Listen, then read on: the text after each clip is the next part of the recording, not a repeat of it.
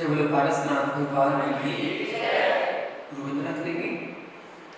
गुरुदेव गुरुदेव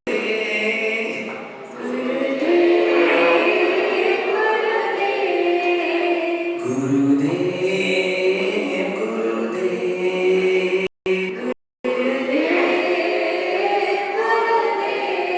तू ही माता तू ही पिता है,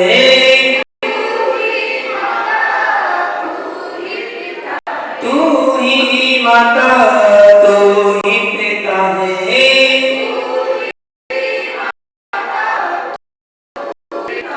सच्चा दे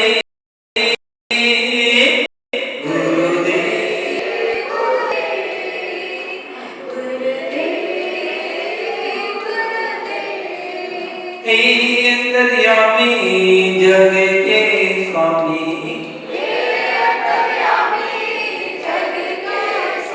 हे अंतर्यामी जग के स्वामी,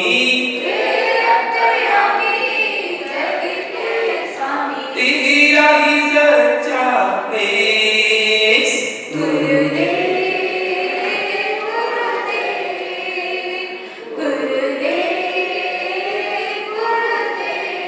तू ही दिवाकर तू ही सुधाकर, तू ही दिवाकर तू ही सुधाकर,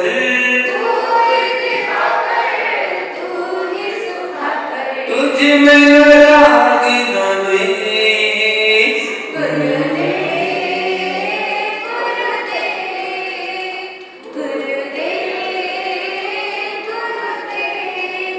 जन जन के प्यारे आँखों के तारे,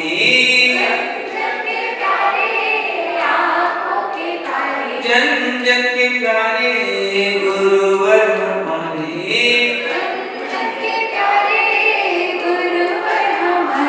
तुझ में न कोई भेद,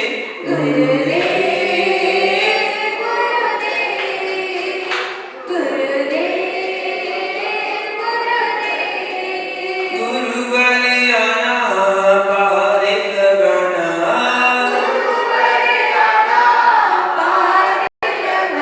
गुरुवर आना भूल न जाना,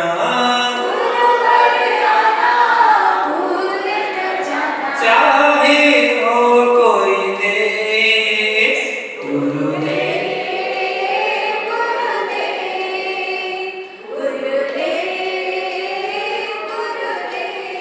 तू ही सहारा तू ही किनारा,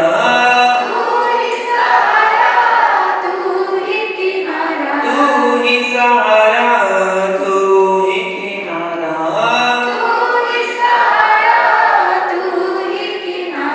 तू ही हमारा देव,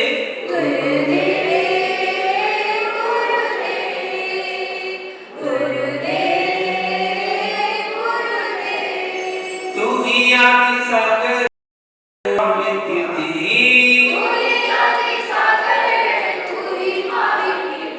तू ही विमल सागर तू ही सन्मति सागर, तू ही विराट सागर तू ही विशुद्ध सागर, तेरे ही नाम में आए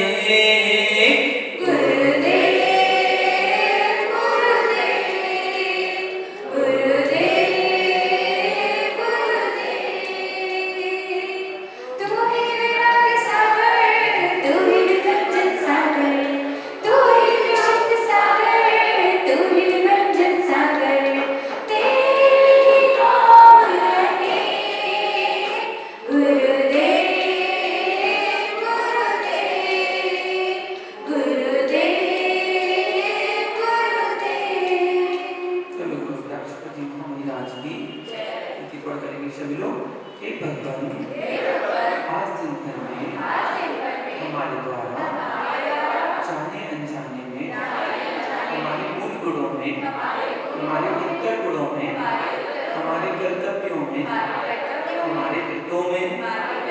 जो भी अत्याचार अनाचार या दोष लगे हों उसके लिए हम सभी प्रतिक्रमण करते हैं।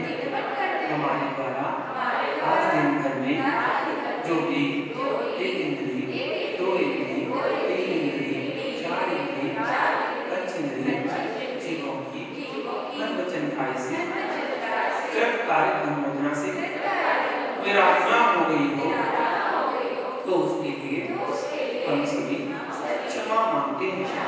हमारे द्वारा आज दिन भर में जो भी क्रोध किया गया हो, मान किया हो, मायाचारी की हो, लोभ किया हो, हिंसा की हो, झूठ बोला हो, चोरी की हो, कुशील किया हो, परिक्रम जोड़ा हो, सख्त व्यसन किए हो, देवशास्त्र गुरु की निंदा आलोचना की हो, किसी मुनिराज की निंदा में कोई सहयोग किया हो, मेरे द्वारा जिन धर्म की अप्रभावना हुई हो उसके लिए हम सभी वचन काय से क्षमा मांगते हैं। मेरे सारे पाप मिथ्या हो।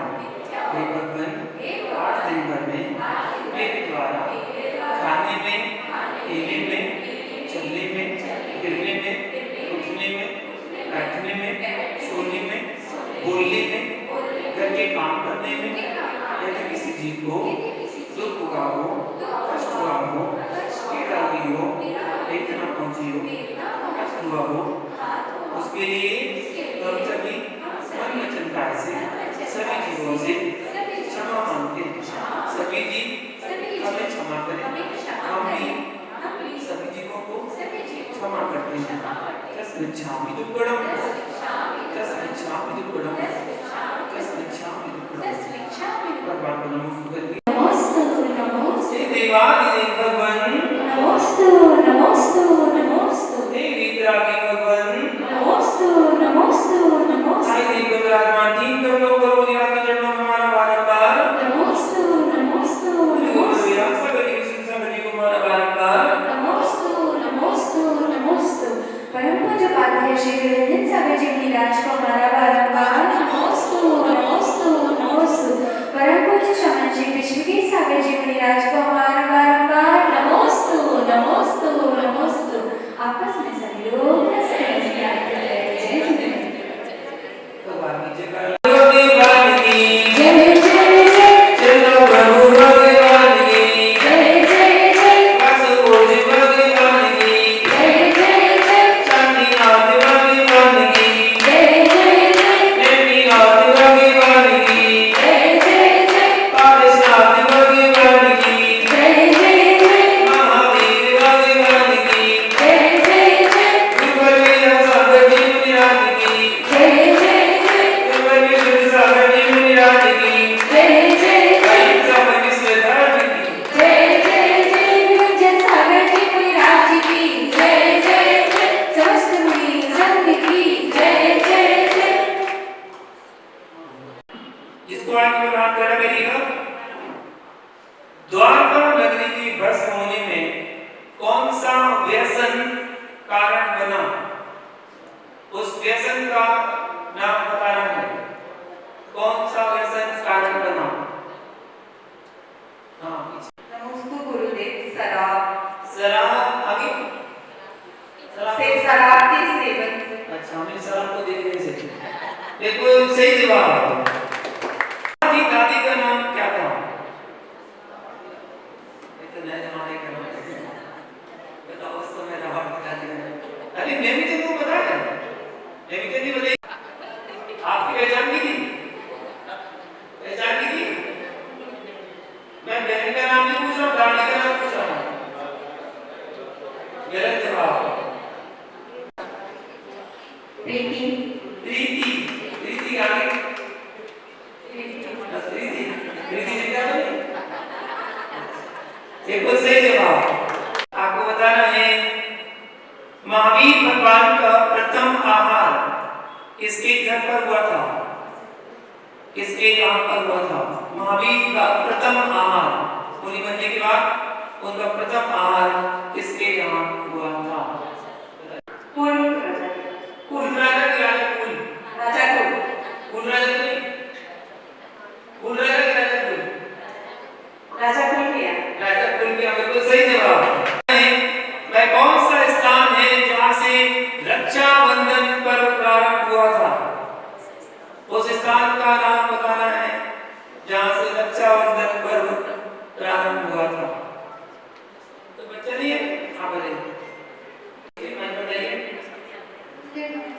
हस्तिनापुर। हस्तिनापुर, बिल्कुल सही जवाब।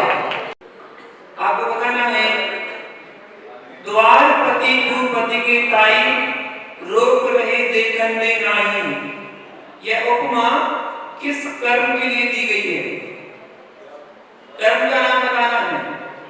द्वारपति भूपति के ताई रोक रहे देखन दे नाही, ये कौन से कर्म के लिए उपमा दी गई है? बताइए।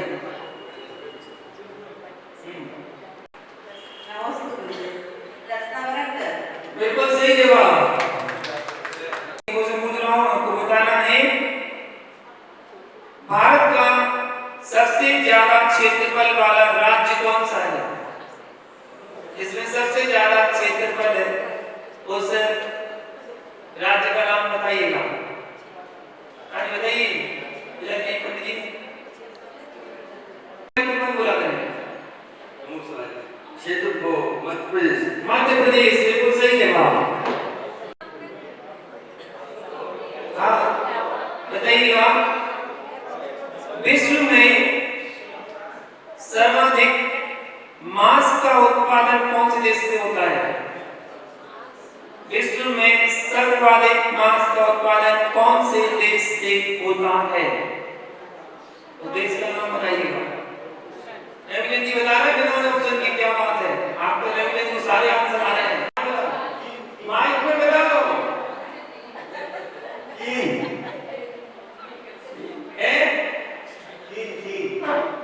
हमें चीज नहीं तुम्हें गलत जवाब। ऑस्ट्रेलिया, गलत जवाब। बताओ। अमेरिका, बिल्कुल सही जवाब। यूएसए। एक वाक्य बोल रहा हूं मैं, ये वाक्य किसका है? मेरी यह प्रबल कामना है कि मैं आंख का हर आंसू पहुंच सकूं। ये किसके वाक्य थे? ये वाक्य किसका था वो बताना है। बिना ऑप्शन बता देंगे ना? नहीं बता पाएंगे तो कमारोगे क्या? चलिए ऑप्शन सुनिएगा। बहुत अच्छे महान महान लोगों के नाम बता रहा हूं मैं, जो आपने सुने होंगे, आपने बुक में पढ़े होंगे, आपने अपनी लॉगिन पढ़ाई में पढ़े होंगे। आपको बताना है ये वाक्य किसका है। मेरी ये प्रबल कामना है कि मैं आपका हर आंसू पहुंच सकूं। Option number 1 Mahadevi Verma, option number 2 Mahatma Gandhi, number 3 Maithili Sharan Gupt और चौथा ऑप्शन है जयशंकर प्रसाद। बताइए कौन सा ऑप्शन सही है? चंचल भाई एक बार सोचिए, एक बार अपनी पढ़ेंगे, ठीक है ना? गलत बात दो, गलत बात दो, अभी बेटी पढ़ेगी, सुन रहे ना? स्वीकार है ना? हाँ क्या करना पड़ेगा? कितनी बताओ, कितनी वाला बेटी पढ़ेगी? हाँ आंसर क्या है? भाई क्या है, तुम्हारा नाम क्या है? चंचल। बहुत बढ़िया, आप बताओ आंसर। अरे पापा का नाम क्या है? पापा का नाम भूल गए? अजय कुमार जी। तो पापा का नाम तो दूसरा था, तुम तो भूल गए। सोचना पड़ रहा है पापा कौन से हैं? अच्छा आंसर बताओ, आंसर क्या है? महात्मा गांधी। कौन से गांधी? महात्मा। जयशंकर प्रसाद का नाम सुना है? जयशंकर प्रसाद का नाम सुना है? हाँ। कौन थे? अच्छा तेरे लिए ऑप्शन दे रहा हूँ, 50-50 राइट कर दे रहा हूँ, दो ऑप्शन कट कर रहा हूँ, महादेवी वर्मा और मैथिली शरण गुप्त, ये दोनों आप कट कर दीजिए। दो में से एक सही है, महात्मा गांधी या जयशंकर प्रसाद? जयशंकर प्रसाद। महात्मा गांधी नहीं, दिनों पहले महात्मा गांधी क्या था? महात्मा गांधी की जयशंकर प्रसाद? महात्मा गांधी की जयशंकर प्रसाद? सोचते गलत हो गए तो अब मेरे से कहेगा कि आपने गलत करा दिया। महात्मा गांधी की जयशंकर प्रसाद?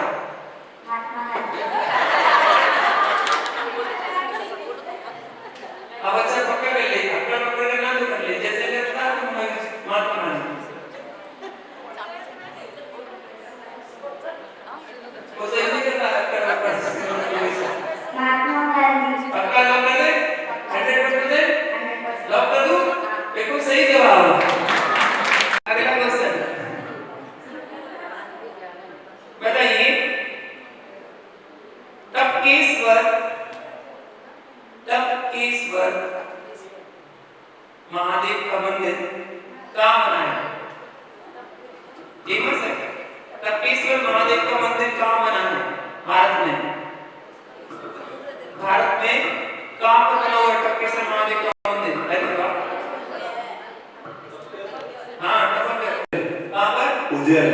उज्जैन दूसरे वाले हैं। गलत जवाब। देहरादून। हैं? देहरादून। देहरादून। आप गए हो क्या? पक्का? पक्के से वहां गए हो? ना वहाँ नहीं। अच्छा, देहरादून गए हो? हाँ। पक्का? बिल्कुल सही जवाब। अगला क्वेश्चन आपको बताना है।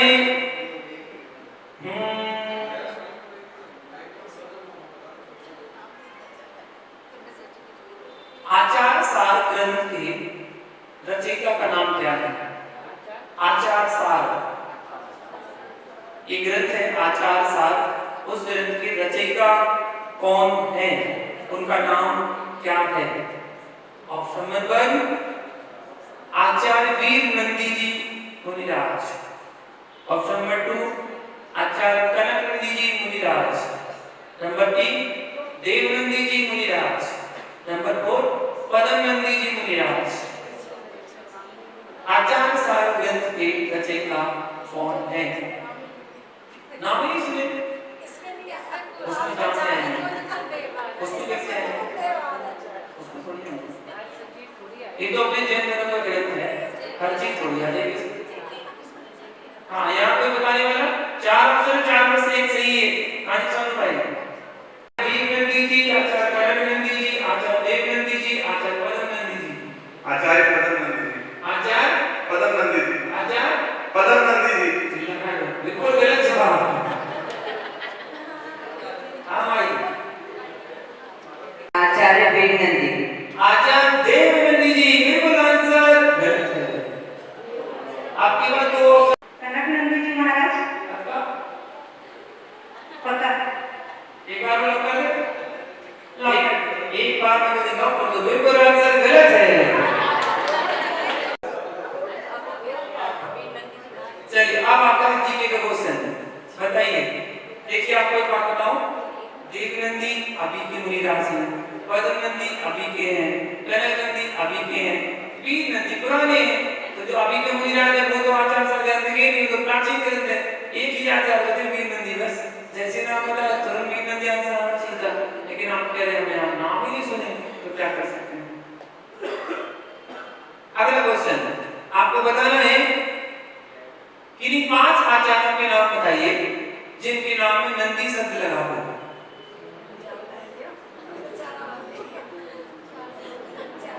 जो वर्तमान में मौजूद हो। Condition apply. हाँ, कंडीशन अप्लाई। 5 आचार्यों के नाम बताइए जिनके नाम में नंदी शब्द लगा है, जो वर्तमान में मौजूद हैं। नेमचंद बताओगे? लोग ही बताएं। कोई बताएगा? ओहो, चलो छोड़ो, इतना टाइम कहाँ लगा है, दूसरा क्वेश्चन पूछ लेते हैं। हाँ, अगला क्वेश्चन जीके का क्वेश्चन सुनिए। मसूरी स्थित राष्ट्रीय प्रशासन अकादमी का नाम किस नेता के नाम पर रखा गया? अरे वाह, बहुत जल्दी बता दिया। आप होके आए हो किधर? मसूरी स्थित राष्ट्रीय प्रशासन अकादमी का नाम किस नेता के नाम पर रखा गया था? उस नेता का नाम बताइएगा।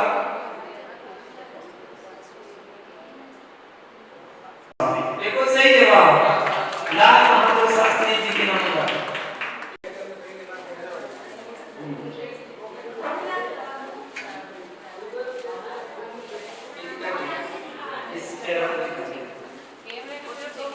सामने चालू है, ऐसे तो चलते जाओ, एक करके आते जाइएगा। आज के प्रश्न के क्या नाम बांटे जा रहे हैं?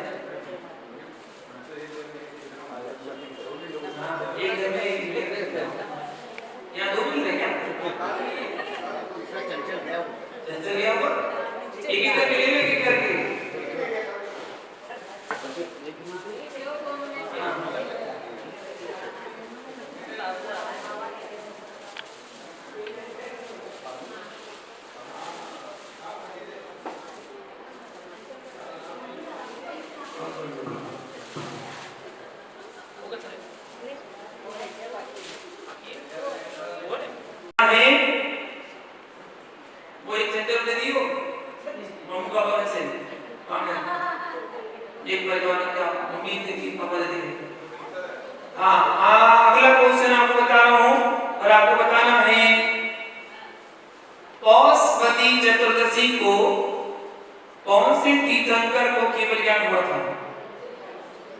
पौषवती चतुर्दशी को कौन से तीर्थंकर को केवल ज्ञान हुआ था?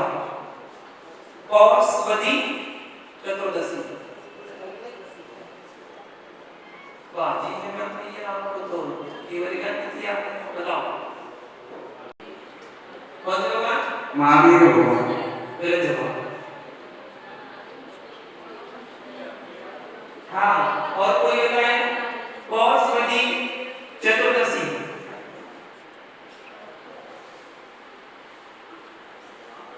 वल्लीनाथ भगवान। No, wrong answer. और कोई बताए?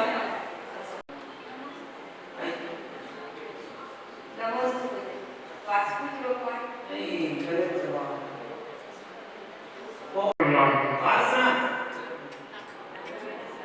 बताइए, 4-5 तो ऐसे भगवान के नाम हो गए। नमस्ते गुरुदेव, शांतिनाथ भगवान जी। हाँ, बिल्कुल गलत जवाब। शीतलनाथ भगवान। सही हो गया, बिल्कुल सही जवाब। शीतलनाथ। चटपटा जब क्वेश्चन सुनिए ना, जवाब पढ़े चटपटा होना चाहिए। आपको बताना है, नकली पैर के साथ आप किसी की फोटो नहीं ले सकते, ऐसा क्यों? नकली पैर के साथ आप किसी की फोटो नहीं ले सकते, ऐसा क्यों?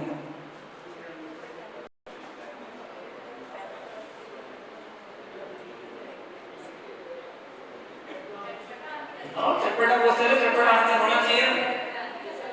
समझ में नहीं आया? फिर से सुनना है। देखो जैसा समझ में आ गया। क्वेश्चन है, नकली पैर के साथ आप किसी की फोटो नहीं ले सकते हैं, ऐसा क्यों? ऐसा क्यों?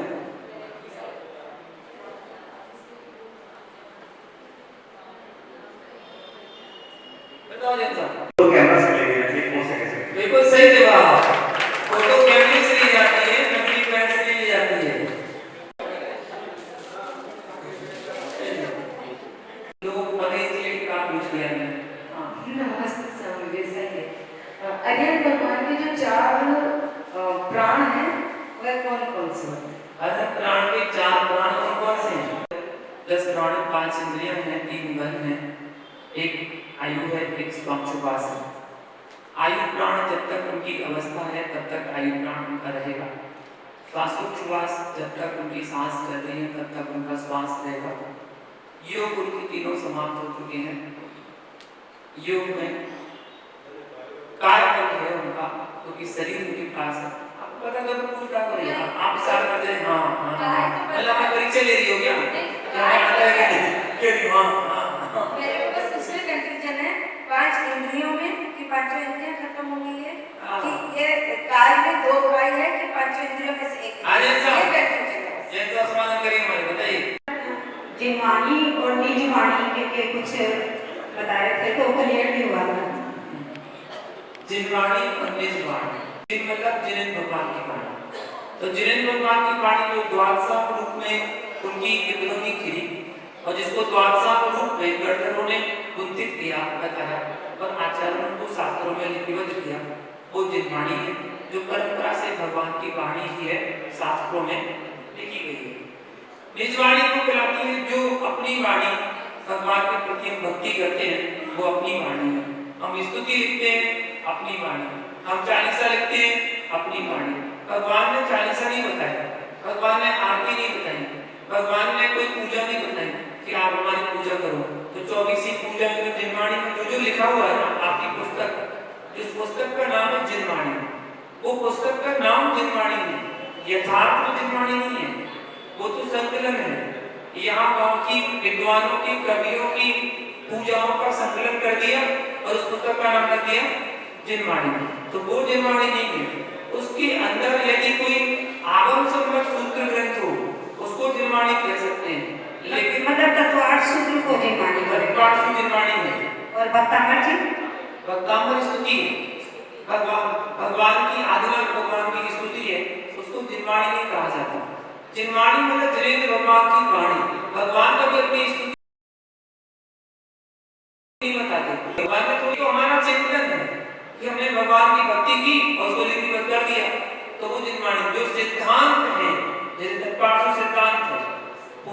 पहले सूत्र से लेकर लास्ट सूत्र तक सिद्धांत ही सिद्धांत है, जिसमें कोई हेरफेर नहीं हो सकता, जिसमें कोई अपनी बात को नहीं घुसा सकता। भगवान की वाणी है जो है वैसी ही है, उसमें कोई परिवर्तन नहीं किया जा सकता। तो भगवान की वाणी कोई आलू का तो त्याग कर देते हैं लेकिन आलू की चीज खाते हैं, कोई अदरक का त्याग कर देते हैं पर सूखा हुआ अदरक को सौंठ तो वो खा लेते हैं, तो ऐसा कर सकते हैं क्या? अदरक सूखने के बाद काष्ठ वनस्पति बन जाता है।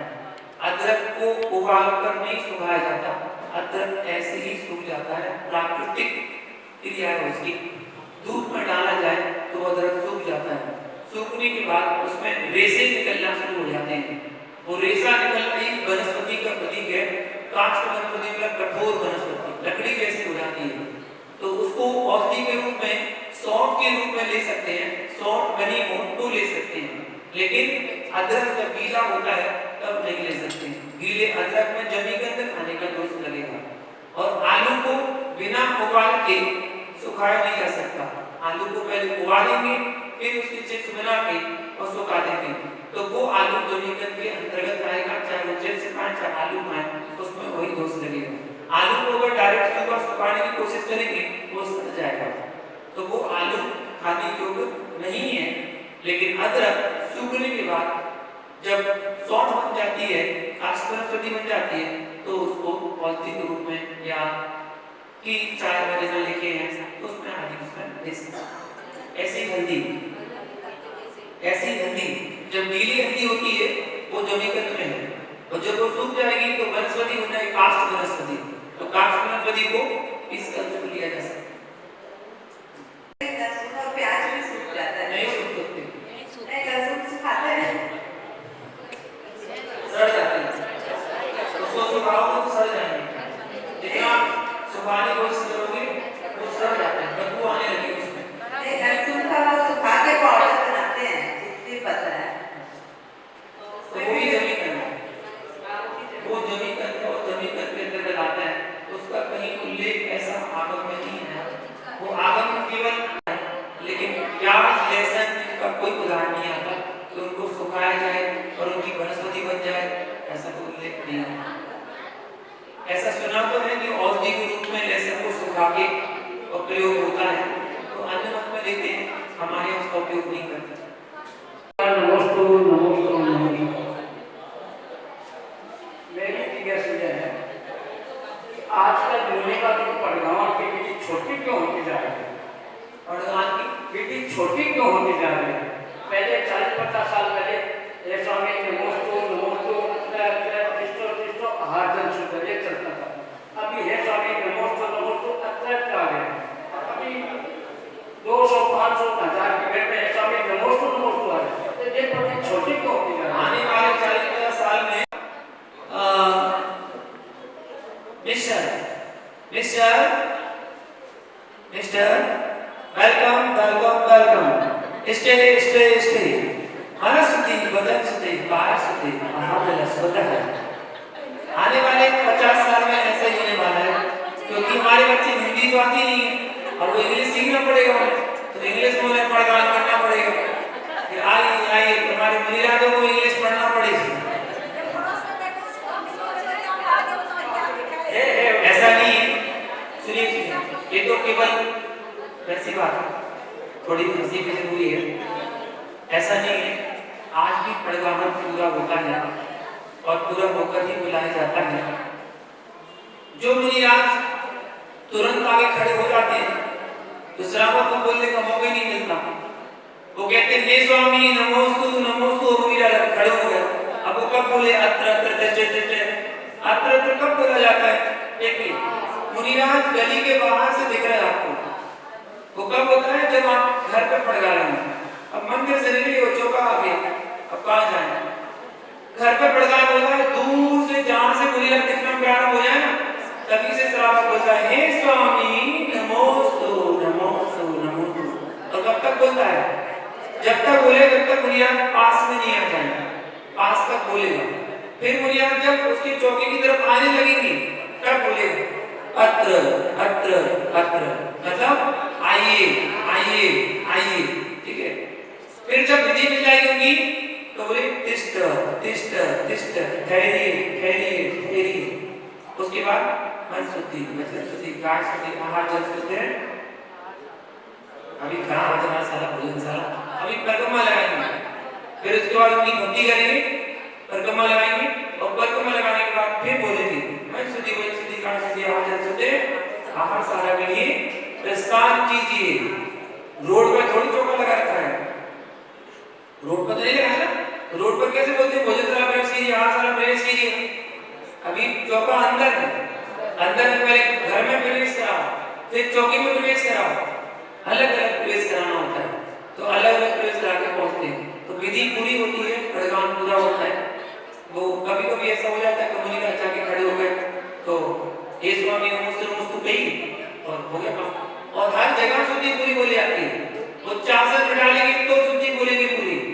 पाक प्रचार के समय विनय पूर्वक पाक प्रचार करेंगे, फिर इसके बाद पूजन में पूरी पूजन करेंगे, जल से लेकर अर्घ तक चढ़ाएंगे, उसके बाद जयमाला का अर्घ अलग से चढ़ाएंगे। तो पूजा अधूरी है। अगर आपने एक अर्घ चढ़ाया तो पूजा अधूरी है, आपने जयमाला का अर्घ चढ़ाया नहीं है तो वो अधूरी पूजा कहलाएगी, इसलिए पूरी पूजा करी जाती है।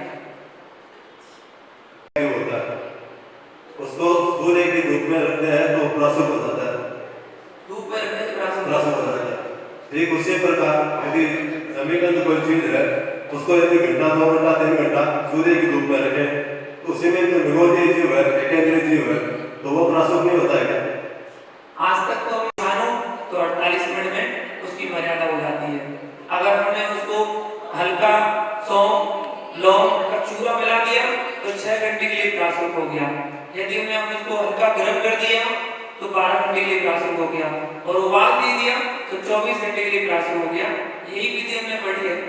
सूरज की सामने अगर पानी रख दो और प्रासुक हो जाए, ऐसा हमने आज तक किसी ग्रंथ में नहीं पढ़ा।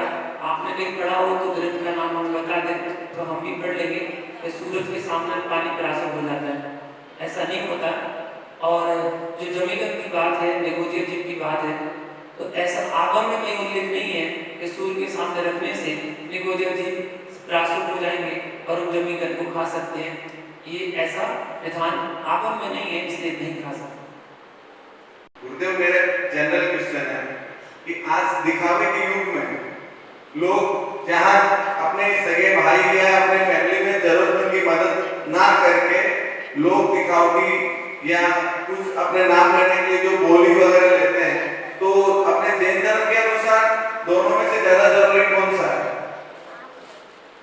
देखिए, जैन धर्म का सबसे बड़ी बात है भाव विशुद्ध होना चाहिए। यदि आप किसी गरीब की मदद कर रहे हैं तो अपने भावों से करें। आपके निर्मल परिणाम होना चाहिए, आपके अंदर दया, करुणा, स्नेह, प्रेम, वात्सल्य ये जो गुण आपके अंदर हैं, जब आपके अंदर से आवाज आए तब आप उसकी मदद करते हैं। तो उसकी भावों से मदद कर रहे हैं तो उसमें कोई बुराई नहीं है। लेकिन जो दिखावट के लिए कर रहे हैं वो निश्चित ही कसाय का बंध बांधते हैं। कौन सी कसाय? मान कसाय। मान कसाय की पुष्टि करते हैं। जैसे कि उदाहरण एक बार अपना चरित्र का बताया था कि व्यक्ति 4 केले बांटता है और फोटो खिंचवाता है। 4 केले बांटेगा, 2 केले, मुझे किसी ने बताया था 1 किला, एक किला भी बांटते हैं। एक किला बांटते हैं और फिर 4-5 लोगों के हाथ में केला पकड़ा के और कहीं फोटो खिंचवा देना और फोटो खिंचवा के उसको पेपर पर छापते हैं। मतलब एक किला बांट के तुमने कौन सा बड़ा काम कर लिया। ये दिखावट है और इसी जमाने में ये सब चल रहा है। देखिए, मैंने अभी कुछ ही दिन पहले बताया था, एक होता है दिखावट, एक होता है सजावट, एक होता है मिलावट, एक होता है बनावट।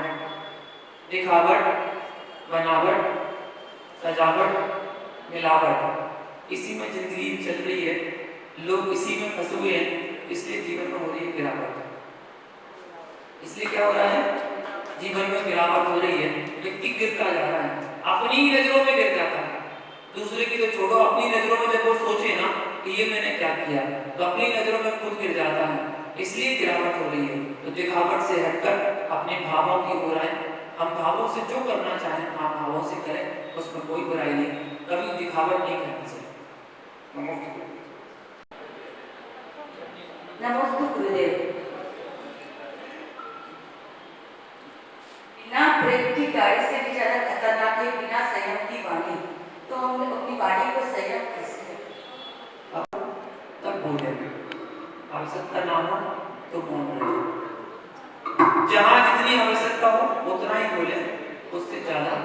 बिल्कुल नहीं बोले। कम बोले बहुत अच्छा है, क्योंकि जो व्यक्ति ज्यादा बोलता है वह व्यक्ति बोलता नहीं है, वो व्यक्ति बकता है। बोलना बुरा नहीं है, बकना बुरा है। जो व्यक्ति बकता है उस व्यक्ति का कोई विश्वास नहीं करता। एक उदाहरण दिया था हमने एक बार कि एक कुत्ता और एक बिल्ली दोनों के बच्चे को एक सेट में पाल दिया। ये दोनों को पाल दिया, दोनों में दोस्ती हो गई, दोनों में बड़े होने लगे। तो बिल्ली बोली, हर काम करने में बिल्ली बोली मैं हाँ। सेठ जी खाना खाने जाए तो बिल्ली क्या बोले, मैं आऊं। सेठ जी नहाने जाए बाथरूम में तो बिल्ली क्या बोले, मैं आऊं। सेठ जी सोने जाए बेडरूम में, बिल्ली बोले मैं आऊं। बहुत बोलती थी, बहुत बोलती थी। जब देखो मैं आऊं, मैं आऊं, मैं आऊं करती रहती थी। कुत्ता उसको सिखाता था, ज्यादा मत बोला कर, ज्यादा मत बोला कर, ज्यादा मत बोला कर। वो मानती नहीं थी। जब देखो मैं आऊं, मैं आऊं बोलती रहती थी। एक दिन सेठ जी को घाटा लग गया। सेठ जी का उदास मन था, उदास मन से रोटी खा रहे थे। अचानक बिल्ली बोली मैं आऊं। अब सेठ जी गुस्सा आ गया, तुमने डंडा और दे मारा। वही बोलती रहती मैं आऊं। उसको पकड़ दिया और पीटा तो रोने लगी। रोते रोते अपने मित्र के पास गई। मित्र के पास जाकर बोली वो सेठ जी ने मुझे बहुत पीटा। बोले मैं कहता था ना ज्यादा मत बोला कर, ज्यादा मत बोला कर। मैं तो बिल्कुल नहीं बोलूंगा। ठीक है, रही गई बात होगी। कुछ दिनों बाद सेठ जी घर में चोर घुस गए। अब चोर तो घुस गए लेकिन कुत्ता तो चुपचाप बोली मैं तो नहीं बोलूंगा। बिल्ली बोल गई थी ना, मैं तो बिल्कुल नहीं बोलूंगा, चुप रहा। चोर सामने जा रहे थे, चोरों ने कुत्ते को देखा, बोले वाह क्या कुत्ता है, ऐसा कुत्ता हर घर में मिले, ऐसा कुत्ता हर घर में मिले। गए आराम से सामान बटोरा बांधा और सामने कुत्ते के लिए गए। कुत्ता जाग रहा था, सब देख रहा था लेकिन बोला नहीं, चला गया। सेठ जी सुबह उठे, देखा उन्हें और सारा सामान कहाँ गया, सब गया। तुरंत कुत्ते को बुला, इधर आ गया कुत्ता। बोले हाँ, रात को सो रहा था, बोले नहीं जग रहा। चोर आए थे रात को, बोले हाँ पता है मेरे सामने आए थे। सामान ले गए सारा, बोले हाँ मेरे सामने तो लेके गए। तो बोला क्यों नहीं? तो बोले वो क्या बिल्ली बोली थी ना, बैठ गई थी इसलिए मैं नहीं बोला। बोले बेटा वो बोली सो पिटी और तू नहीं बोला तो पिटे, उसकी पिटाई हुई। समझ में आया? जब आवश्यकता हो ना तब जरूर बोलो, जब आवश्यकता हो तब बोलो, आवश्यकता से ज्यादा मत बोलो। यही वाणी में संयम रखने का सबसे उत्तम उपाय है। जब आवश्यकता पड़े जरूर बोलना, जब नहीं पड़े तो मौन। जब मौन रहकर किसी बात का समाधान हो सकता है तो फिर क्या करना है, मौन रह जाओ, बात खत्म हो जाएगी। तो अशोक जी पूछ रहे हैं। नमस्ते गुरुदेव। ऐसे ही विचार आ रहा था कि अपन लोग हर चीज बोलते हैं कि आगम में लिखा है, आगम में है। तो अभी ये जो आधुनिक, जितने आधुनिक अपने साधन है, एसी है, टीवी है, मोबाइल है या जो भी है, बाकी कंप्यूटर है, इनका भी वर्णन कहीं पे आगम में आया हुआ है क्या? ये आधुनिक युग है, नए आविष्कार होते हैं, लेकिन ये आविष्कार हैं सब पुराने ही। जैसे आप बात करें विमान की, आज जगह जगह पर हेलीकॉप्टर है, एरोप्लेन है, फ्लाइट जा रही है, विदेशों में जा रही है। ये आज का युग में नया कोई आविष्कार नहीं है, ये तो पुराना आविष्कार है। ये तो हमारे देव लोग अपने विमान से घूमते रहते हैं, उसमें कोई बड़ी बात थोड़ी है। देव लोग ऐसे विमान में जाते हैं तो विमान तो पहले भी होते हैं, अनादिकाल से विमान होते आ रहे हैं। अनादिकाल से जब देव हैं तो उनके विमान भी है, तो अनादिकाल से विमान की पद्धति है। ये तो अभी इन लोगों ने अभी शुरू किया। अब रही बात मोबाइल की, तो मोबाइल में आज इन्होंने शुरू किया मोबाइल का प्रचलन, वो तो हमारे यहाँ पहले से चल रहा है। हमारे मुनिराज 64 ऋद्धियों के स्वामी होते हैं, वो तो यहाँ मोबाइल की बात तो छोड़ो, वो तो आप अपने मन में क्या सोच रहे हैं वो तो बता देते हैं मुनिराज। केवल आपके मन में सोचने वाली बात है, आप करोड़ों किलोमीटर दूर बैठे हैं और मुनिराज अपने ध्यान के माध्यम से आपको बता दें, आप इस जन्म में छोड़ो आपके पूर्व पर्याय बता देंगे, पूर्व पर्याय में आप क्या थे। तो वो तो हमारे पहले से चला आ रहा है। ये तो इनका अभी रिसर्च है जो अभी ढूंढ रहे हैं केवल इतना। हम कहते हैं हम यहाँ बैठे बैठे अमेरिका में बात कर लेते हैं, अमेरिका में बात हो रही है, वीडियो कॉल हो रही है, सब कुछ कर रहे हैं, हम ये कहते हैं और हमारा आगम कहता है कि एक शुद्ध पुद्गल परमाणु नीचे अधोगति से ऊर्ध्वगति सिद्ध गति में 14 राजु गमन कर सकता है। कितनी देर में? एक समय में। एक पलक झपकाने में असंख्यात समय लग जाते हैं। तो एक समय कितना छोटा होगा, कल्पना से परे है। तो एक समय में जब एक 14 राजु गमन कर सकता है पुद्गल परमाणु, तो ये रेंज जो आज वैज्ञानिक ने खोज रखी है, पढ़ रखा है, और मोबाइल के लैपटॉप के जरिए ये नई रिसर्च जो निकाली है, ये सब तो नई रिसर्च है, हमारे तो सब पुराना चला आ रहा है। बस आगम को लेके नहीं है कि उसमें ये चीज, हाँ नई तकनीक है, आधुनिक युग है, आधुनिक के अनुसार चलना चाहिए, क्योंकि अगर हमें अपने धर्म को आगे बढ़ाना है तो इनके अनुसार चलना पड़ेगा। और यही हुआ कि आज हमारी जो ग्रंथ है वो सब प्रिंटेड हैं, कागजों पर प्रिंटेड हैं। पहले हमारे कागज के जो प्रिंट थे या जो पत्थर पर लिखे हुए ग्रंथ थे वो सबको जला दिया गया, जिससे हमारा आगम समाप्त हो गया।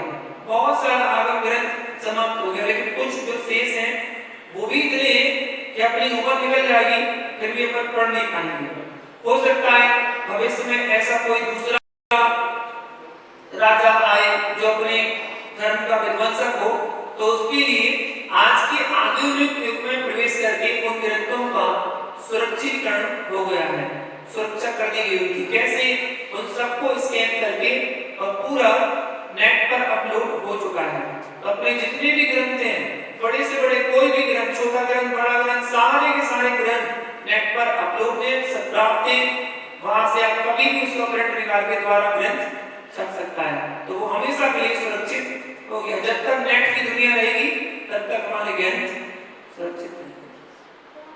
नमस्कार। जब मैं पारसनाथ में बात की, कल दर्शन पाठ पढ़ने का नियम, दर्शनम देवदेवस्य दर्शनम पापनाशनम, इसको पढ़ने का नियम। और खाने पीने में कल त्याग करेंगे। कल लौकी खाने का त्याग, घिया खाने का, कहीं लौकी कहीं घिया, कुछ जय बोले पारसनाथ भगवान की।